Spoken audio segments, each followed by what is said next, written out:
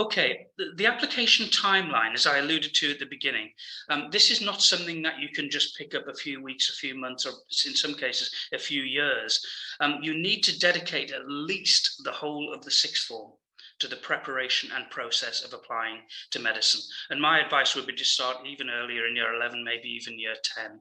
So the things I've mentioned already, academics, obviously the academics need to be tip-top from the beginning of GCSE onwards, so that actually shows a commitment to academics and to hard work and to an excellent attitude to learning.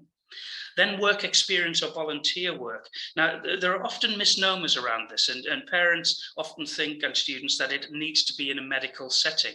If it can be in a medical setting, great. But the whole thing about work experience and volunteering is it gives that student experience